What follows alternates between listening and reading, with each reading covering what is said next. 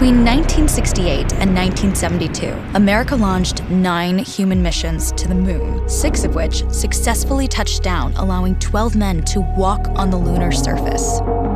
NASA's next chapter of lunar exploration, called Artemis, has the task of not just going to the moon to create a long-term human presence on and around it, but also to prepare for ever more complex human missions to Mars.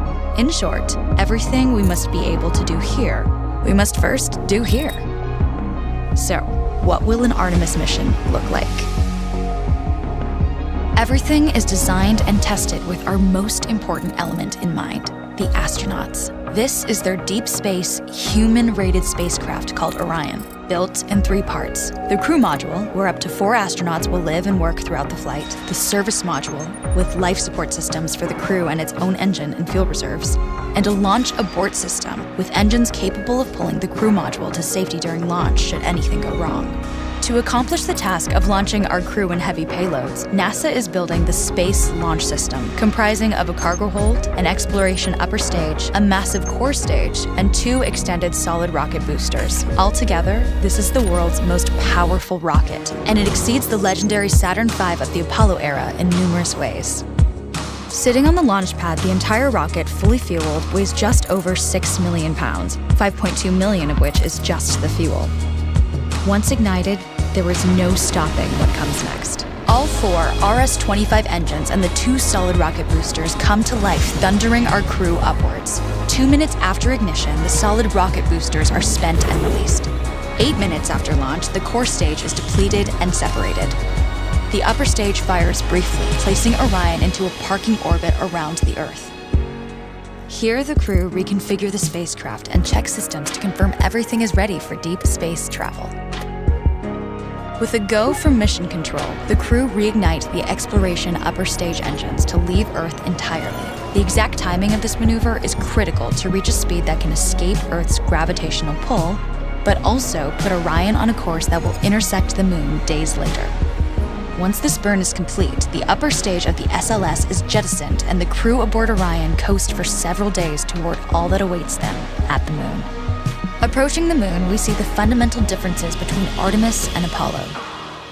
Instead of requiring Orion to serve as an expendable lunar command module or to carry a constrained lunar lander, the Artemis missions will take advantage of a different approach: pre-staging.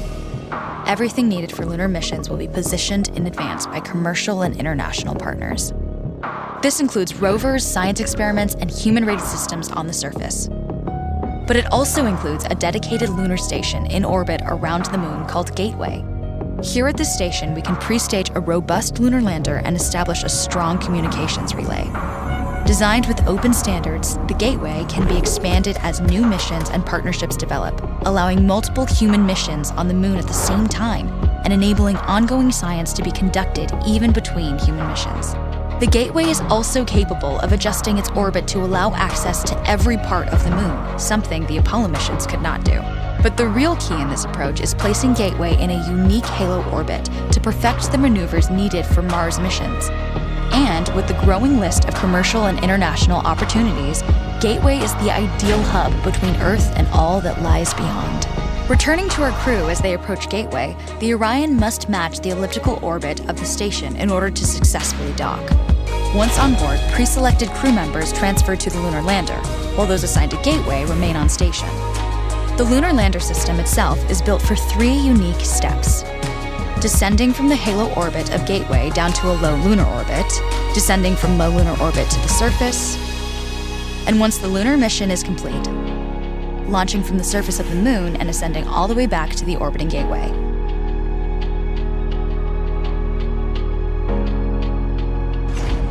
Once back aboard the Orion spacecraft and undocked from Gateway, the crew fire their engine once to break out of the halo orbit and once again to sling the spacecraft around the moon, placing it on a multi-day trajectory back towards Earth.